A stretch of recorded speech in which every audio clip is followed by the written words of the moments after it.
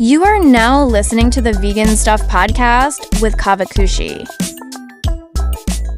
In today's episode, our hosts, Sam and Kim, are going to be talking about Beyond Meat and its creator and CEO, Ethan Brown. If you simply can't get enough of us, go to caavakushi.com and sign up for our vegan newsletter.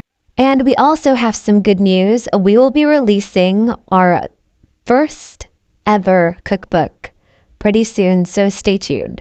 Hey, don't forget to follow us on our socials too.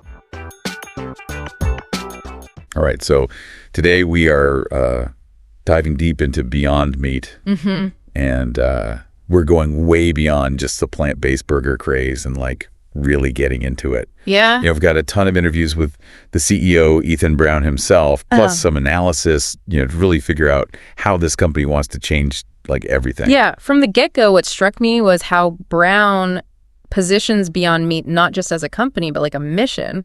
Totally. And it all seems to come back to the story he tells about his dad. Oh, yeah. Like, picture young Ethan, thinking about his future. And he asks his dad, who's like a professor, what's the biggest problem in the world? And his dad's like, climate change. And that's what gets Brown started on this whole journey. First, it leads him to clean energy, which is huge, obviously. For sure. But when you listen to him, you can tell something was missing, Like that emotional connection or something. Exactly. Yeah. And that's where growing up on a dairy farm comes in. Brown talks about this like deep love for animals, but also wrestling with, eating meat. Right. But he also gets how important meat is to our like food culture. You can't just like snap your fingers and make it disappear. It's true. He makes this really interesting link between his love for animals, the environmental impact of livestock, and not wanting to preach, but offer a solution. And that's where it clicked for him. What if we could make meat, but from plants? Okay, so we are not talking about your average veggie burger here. No, not at all. This is where it gets really cool. No. Brown didn't just want to like copy meat. He wanted to understand it, like break it down to its core parts and rebuild it with plants. Wow. We're talking amino acids, lipids, minerals, all good stuff. It's all there, just put together differently by nature. It's amazing how that sets them apart from regular veggie burgers. Totally. They're not masking the plants. They're basically reconstructing meat from scratch. Right. And that makes a world of difference when it comes to taste and texture, which are like the biggest hurdles for people trying plant-based stuff. For sure.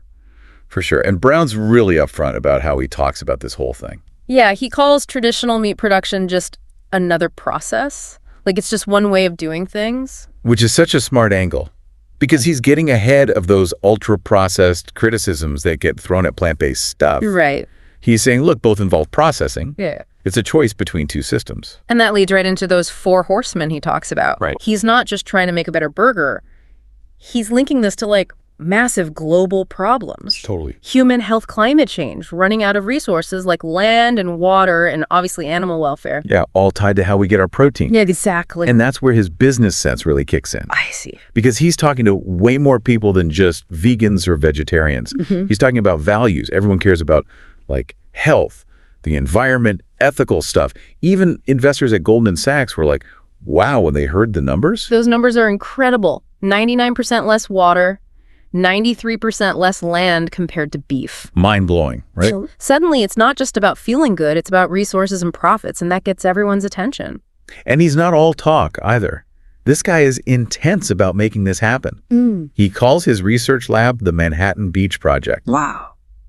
Talk about feeling the urgency. That drive is key, though, especially in a market that's just booming with new companies all the time. True. He even compares it to Tesla.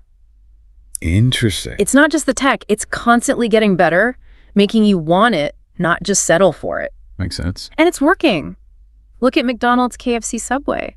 They're all putting Beyond Meat on the menu. They're everywhere. Yeah. And then there's this hedonistic altruism thing I love. What is that? It's like doing good shouldn't feel like a punishment. Right.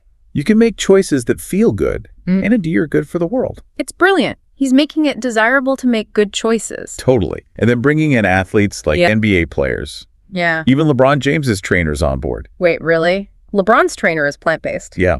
It's blowing up in the athletic world. Yeah. Apparently, plant-based diets are great for performance and recovery. Less inflammation, better digestion, all the good stuff. Yeah. without all the bad. Huh. So Brown's using that to make it cool, aspirational. Exactly. Yeah. Like if it's good enough for LeBron, It's got to be good. right?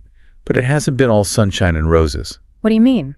I mean, the guy almost went bankrupt. Really? Yeah. He even had to use his kid's college fund. That's commitment. Wow. But it shows you how much he believes in this. Yeah. And he talks about dealing with Wall Street. You know, they want those quick profits. Right. So he's battling that pressure too, which I think a lot of people can relate to. It's tough to stick to your vision when everyone wants a quick return. And he doesn't shy away from those criticisms about processed food, Yeah. like the whole plant-based meat being too processed thing. It's really interesting how he deals with that. He's like, look, any kind of food production is going to involve some processing. True. Whether it's a Beyond Burger or, raising cattle, it's all about the process and which one matches what you believe in. Right. And he's all about transparency. He's like, come on down, tour our facilities, see how it's made. It's ballsy. Yeah. He's like, don't just take my word for it. Come see for yourself. Exactly. Especially when you're going up against such a huge industry. For sure. Yeah. But he seems to thrive on that whole challenge thing. He does. Like he sees competition as a good thing, Yeah. Pushing everyone to be better. Right. More choices, Yeah. better products, a smarter conversation about food in general. Totally. It's not just about making money for him. It's like he wants to start a whole food revolution. I could see that. And he has some wild ideas about it. Yeah. He talks about how when he was a kid, he'd see those Got Milk ads everywhere. Oh, yeah. With the milk mustaches. Exactly. And he realized they weren't just selling milk, they were selling protein. Interesting. And I got him thinking, how can we do that for plant-based protein? Makes sense. And you can see that in how Beyond Meat markets their stuff. Yeah. How so? It's not like preachy or guilt trippy. Right. It's aspirational. Yeah. Like making it look cool and tasty. Reaching everyone, not just a small group. And he gets it. It's more than just the food itself. It's about the story. What do you mean? Like inspiring people to make choices that feel good and match their values without, taking away the enjoyment of food. That's powerful. Yeah. It's not about guilt. It's about giving people the power to choose differently. It's a good approach, especially in a world that feels so divided. Totally. Yeah. So where do they go from here? It doesn't seem like Brown's content with just burgers. Oh, he's got big plans. He's talking steaks, bacon, the whole 9 yards. All plant-based. Seriously. Like a lentil steak. That's the idea. Wow. He's talking about a future where we think of meat totally differently, separated from animals. That's a big goal. It is, but it's also what makes it so interesting. And his definition of success is wild. He says he'll know he's made it when choosing plant-based isn't even a question. It's just what people do. That's a bold statement. It is. But if anyone can pull it off, maybe it's this guy. He just might. So there you have it, folks. Our deep dive into Beyond Meat and the man with the plan, Ethan Brown. It's a story about innovation, about doing business differently, and about pushing for a better future. A better future for our diets, for the planet, and for how we think about food. It's a lot to think about. And it makes you wonder if we can make meat from plants. What else can we do? Right. Is this just the start of a whole new way of looking at food? Definitely something to chew on. We'll leave you with that. Thanks for listening. We hope you liked this episode. If you did, we'd really appreciate it if you could give us 5 stars on whatever platform you're listening to this podcast on. Also, we would be so appreciative if you could just share this episode or this podcast with all your friends and family who are vegans or vegan friendly. We're also really excited because we are going to be launching something really cool pretty soon on the site, so keep an eye out for that.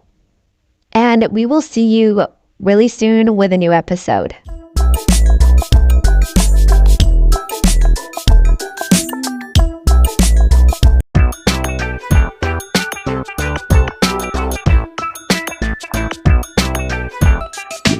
Yeah.